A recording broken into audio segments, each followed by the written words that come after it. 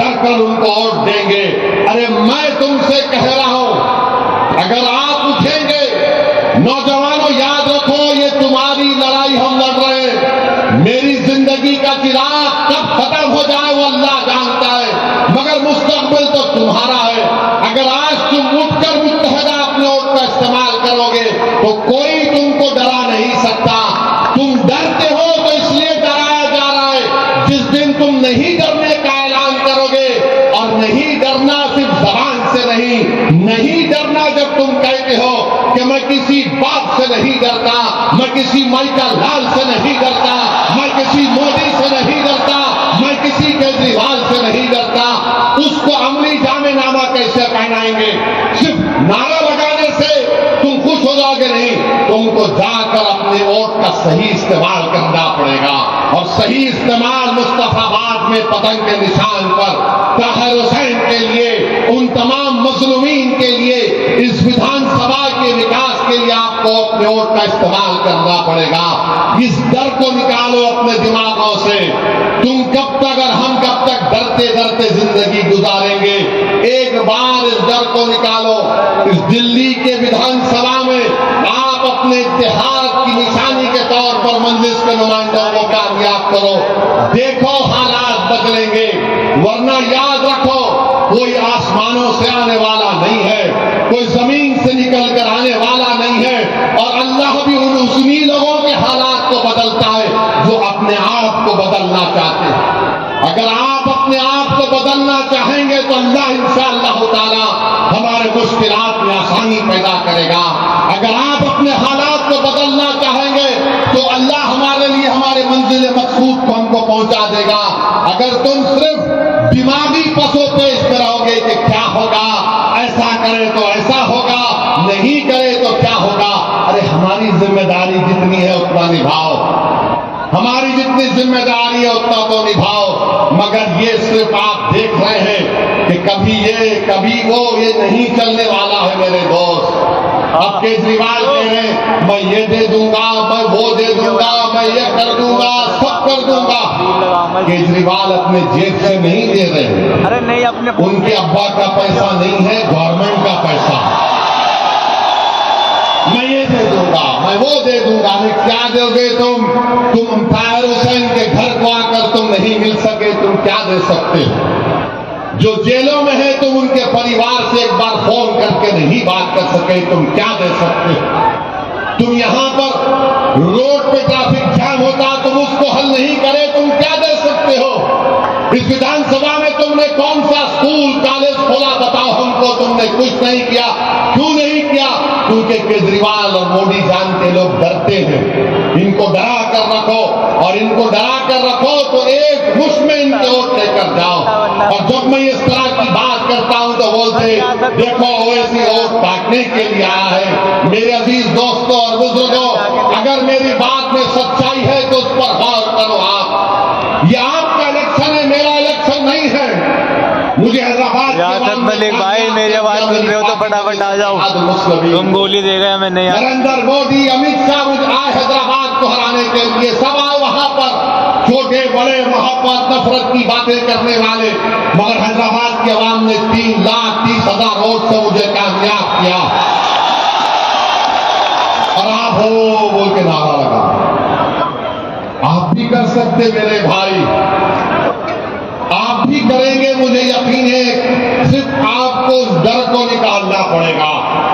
आप डर को निकालिए, कामयाबी आपके कदम चूमेगी। कल बहरहाल मुझे यही चंद बातें आपसे अर्ज करना था। इंशाअल्लाह ताला जब चुनाव होगा मैं आपके गली कूचों में भी आऊंगा, मैं आपके घर पर आकर दस्तक दूंगा। कोई बर्दाश्त नहीं करता तो वो मुसलमानों की सियासी लीडरशिप को कोई बर्दाश्त नहीं कर सकता। मंशा और मकसद एक ही है कि हम गुलामी करते रहे, हम भीख मांगते रहे, हम इख्तिदार में हिस्से का मुतालबा ना करें, बल्कि आज हमको ये कहा जाता है कि अगर तुम जिंदा हो तो हमारी वजह से हो।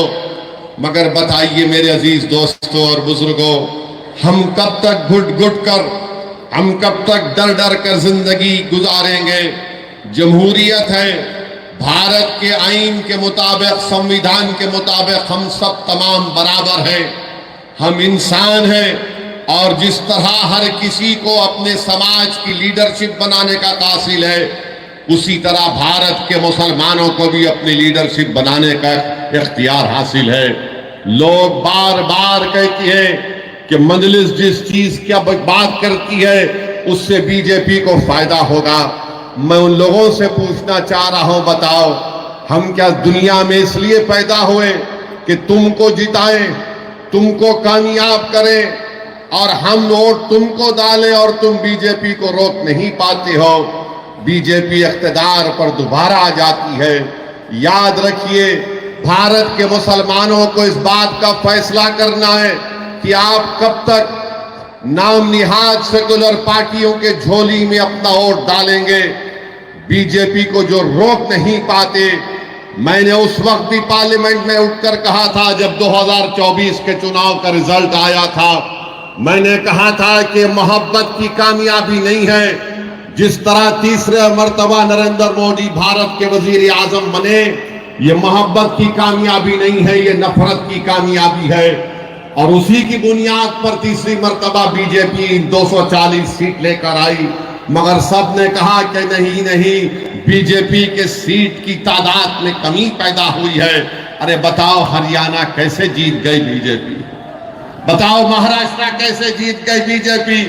हम पुकारते रहे, हम अपने हलफ को सूखा कर लिए, चीख मार मार कर कहते रहे देखो ये हमारा काम नहीं है, हम बीजेपी को रोकना जरूरी है, मगर ये पूरी जिम्मेदारी हम पर क्यों आयद करते हैं? अरे एक ही समाज है जो बीजेपी के खिलाफ वोट दे रहा है, उसका नाम मुसलमान है।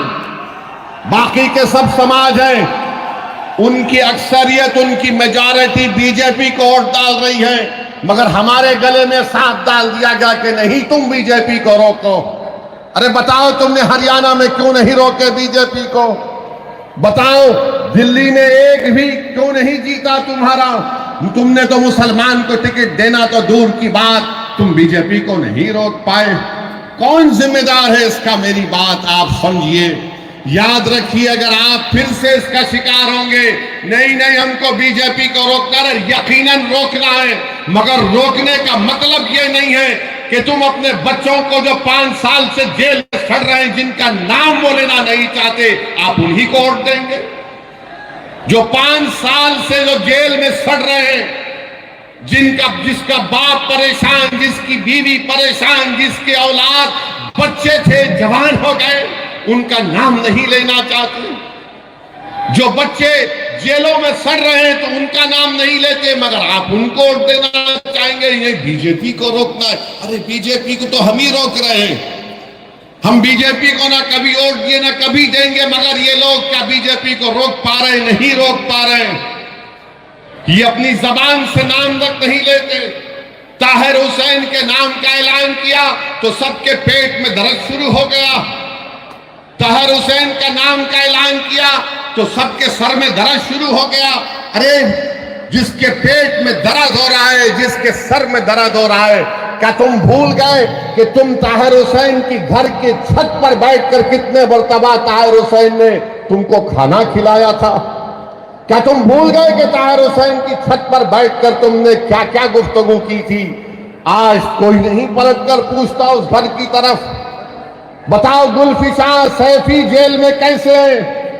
इस मुल्क में अजीबो गरीब मामला है कि 2 मुख्यमंत्री जेल को चले गए, झारखंड के, दिल्ली के, इनको बेल हो गई, मगर जो 5 साल से सड़ रहे हैं उनको बेल नहीं होती है। कौन है इसका जिम्मेदार? अकाउंटेबिलिटी किस पर आयद होगी? बताओ।